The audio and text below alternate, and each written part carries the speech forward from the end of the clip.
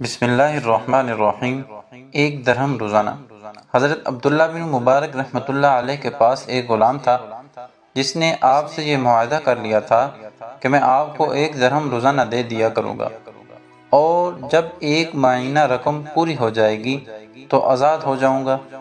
چنانچہ وہ آپ کو ایک درہم روزانہ دیتا رہا تھا۔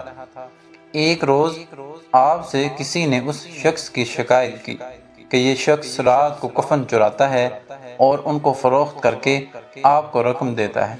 چنانچہ آپ اسی شب کو چپ چاپ اس کے پیچھے ہو لیے۔ وہ واقعی قبرستان میں پہنچ کر ایک قبر کھودنے لگا۔ آپ نے دیکھا کہ قبر کے اندر سے ایک محراب برآمد ہوئی اور وہ نماز میں مشغول ہو گیا۔ اب تو آپ قریب آ گئے اور دیکھا کہ گلے میں زنجیر ہے اور جسم پر ٹاٹ کا لباس ہے، اور وہ خوش و زاری کے ساتھ مصروف عبادت میں۔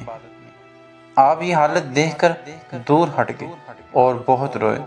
صبح ہونے کے قریب اس نے قبر کا منہ اسی طرح بند کر دیا اور مسجد میں آ کر نماز ادا کی، دعا مانگی، یا اللہ، صبح ہو گئی ہے اور میرے مالک مزاجی مجھ سے درہم مانگتا ہے۔ میں مفلس ہوں اور مفلس کو دینے والا تیرے سوا اور کوئی نہیں، جہاں سے مناسب سمجھے عطا کر دے۔ آپ نے دیکھا کہ اسی وقت آسمان سے ایک شعلہ نور رونما ہوا اور ایک درہم اس غلام کے ہاتھ میں آ گیا۔ اب تو آپ کو تاب ضبط نہ رہی، دوڑ کر غلام کو سینے سے لگا لیا اور کہا کہ کاش تم آقا ہوتے اور میں تمہارا غلام۔ غلام نے راز فشا ہوتے ہی دعا کی کہ اے اللہ، تیرے بندے کا راز افشاں ہو گیا، تو بہت رسوائی ہوگی۔ تجھے اپنی عزت و جلال کی قسم ہے کہ اب تو میری روح قبض کر لے۔ اسی وقت وہ ٹھنڈا ہو گیا اور آپ نے اسی ٹاٹ میں دفن کر دیا۔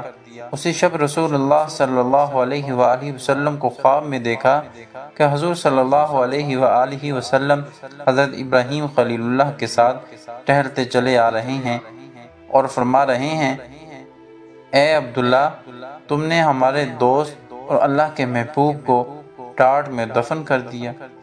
ویڈیو اچھی لگے تو پلیز ویڈیو کو لائک، کیونکہ ایسے واقعات، سبق آموز کہانیاں، تحریریں جس سے ہمیں سبق حاصل ہوتا ہے، ہمیں زندگی گزارنے میں بہت آسانیاں ہوتی ہیں۔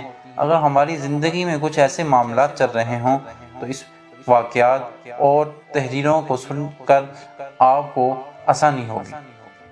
تب تک کے لیے اجازت دیں، اپنا بہت سارا خیال رکھیے گا، مجھے دعا میں یاد رکھیے گا۔ چینل پہ نیو ہیں تو پلیز چینل کو سبسکرائب کر دیں۔